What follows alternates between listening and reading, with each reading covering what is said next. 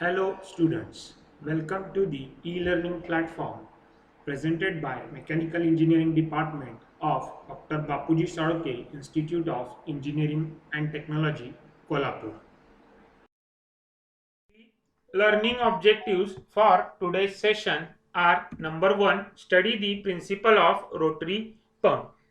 In last session, we had studied the working principle of reciprocating pump and types of reciprocating pump. Today's session, we are going to study the working principle of rotary pump and the type of rotary pump. Starting with the very first point, working principle of an rotary pump. The rotary pump are different in construction, shape, design, and, and are different, and they fall in the same category of working principle. The working principle of all these pumps is based on same principle, that is pumping of liquid with the help of rotating elements. These rotating elements may be either gears, screws, vanes, lobe. This will understand, and the different types of rotary pump will help us to understand the basic principle of all these pumps by taking the working in system of gear pumps into consideration. Let us start with the first type of rotary pump, that is gear pump or external gear pump.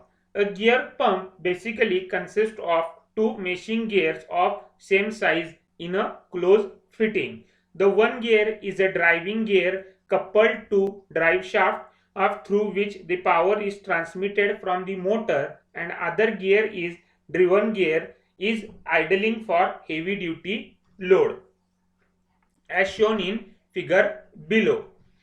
Pumping in gear takes place when driving gear rotates with driven gear to form cavities in which it is trapped, and the casing that moves the fluid to delivery where it is discharged.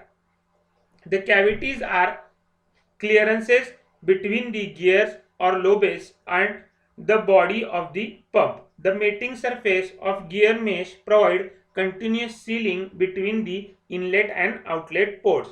As the rotation of the pump continues, the movement of cavity progresses, thus moving the fluid along the way. After some time, a point is reached where the seal between capture field and the outlet part of the pump is broken.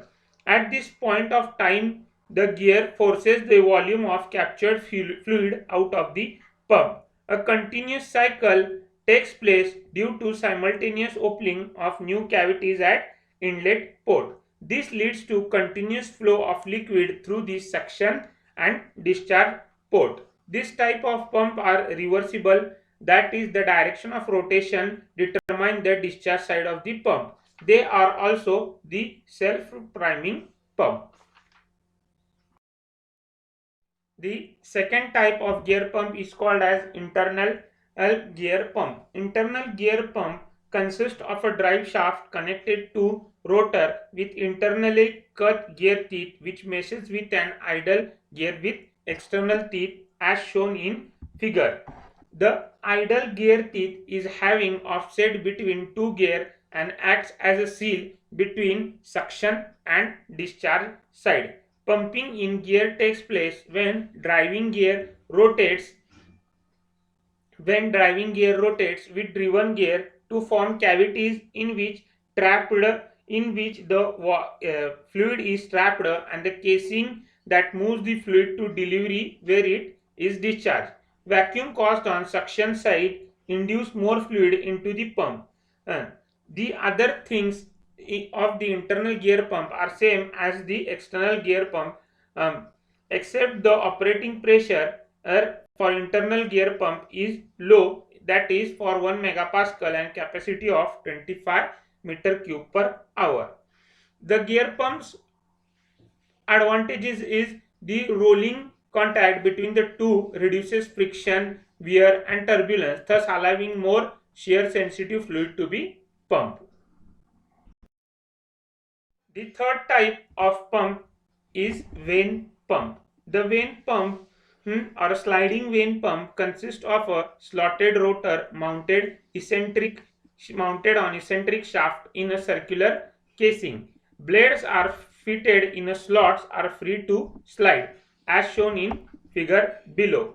As the rotor revolves, the vanes are thrown out due to the centrifugal force and contact the casing, forming the seal. The eccentricity of rotor forms partial vacuum on suction side, inducing flow, which is transferred to delivery side of the pump, where the effect of eccentricity is to force the product into the delivery line. As rotation of pump continues, the fluid moves along the way. After the some point in the seal between the capture fluid and outlet part is broke, and this time the vane forces the fluid to be thrown out of the pump. Continuous cycle takes place due to simultaneous suction of fluid at inlet a port.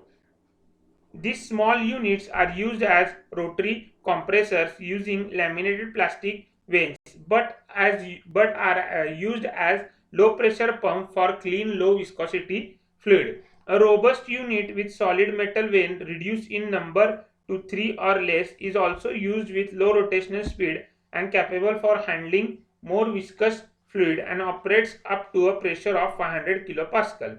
These pumps are primarily used for or handling low viscosity fluid. The next type of pump is lobe pump. The lobe pump operate in a similar manner to external gear pump. The intermeshing element here is lobe instead of gear. The lobe pump as shown in figure below. The rotors being driven independently through timing gear. The normal arrangement is tri-lobe, but are difficult to handle product of viscous nature. A bi-lobe can be used. That is, depending upon the number of lobes used, the pump can be also classified. If the two lobes are used, then it is called as bi-lobe, and if three lobes are used, it is called as tri-lobe.